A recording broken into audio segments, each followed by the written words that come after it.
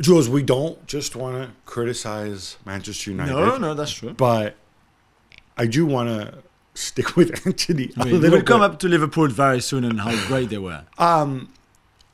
This is a guy who cost 100 million.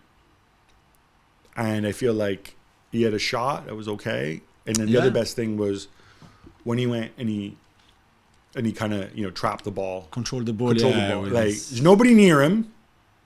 It's not something I can do. It's something I could do in my playing days. I'm assuming it's something you could do when the ball came out of the sky. We see Neymar done it a couple of times in France. I know this is what you're going to debate about the joy of the game, blah, blah, blah. But it's the kind of thing that winds up opponents when it's unnecessary. I don't mind a piece of skill to beat an opponent. This is just to show you can do it. And I kind of feel like, dude, these are professional footballers. I imagine Harry Maguire could do it. Yeah. Maybe even Phil. Well, I don't know about that. Yeah, maybe even Phil Jones. Maybe even. I mean, he could have controlled the ball normally with the inside of his left foot instead of, behind the back of his left leg with his inside of the right foot. But it's not the kind of piece of... It's like the spin. He doesn't have to do it. He can do it if he wants. He's clearly good enough to do it. But it's not so cool to look at that everybody's like, wow. I don't even think people notice too much. I noticed it. Yeah, no, you noticed it and I noticed it. But I think a lot of people would have watched the game and just... Because it was not a tight angle on him. It's still the wide shot. So, I don't think even the players on the pitch cared that much. Right. I didn't hear a reaction from the stand. But yeah, this is part of Antony's... This is what he likes doing. Like the spin. I expect him to do kind of stuff like that through the season. In a way, he will say, "Oh, it's me having fun. I try to do things a bit differently." Yeah, it's fair enough. I don't mind so much. You're not wound up by it. That's fine. I still don't understand why he was allowed not to defend on Robertson, though.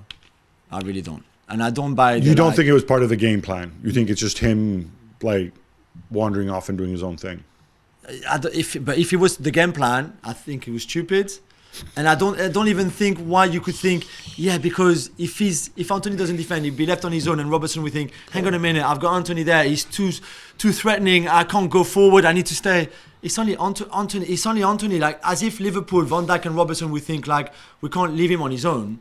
Like, do you see what I mean? It's not. If he was Rashford, you would Trent, don't go forward too much because we can't leave Rashford on his own in the formation. The obvious guy to leave up. Just like, come on. The obvious guy to leave up would have been Rashford. But in that setup with Bruno, obviously it's not going to be Bruno for obvious reasons, right? And it's not going to be Weghorst because it's slow. It's got to be one of those two. I would have thought Rashford trying to sit behind Trent would be more obvious. Yeah. But equally, I also kind of feel that defensively Liverpool are more geared towards covering some of Trent's mistakes. Or, I'm not going to go Trent. It was Elliott on that side in midfield. Usually Henderson plays right because of, but he played on the left this time, so... Well, thank you very much for watching ESPN on YouTube. For more sports highlights and analysis, be sure to download the ESPN app. And for live streaming, premium content, and let's not forget as well, ESPN FC 7 days a week. Subscribe to ESPN+.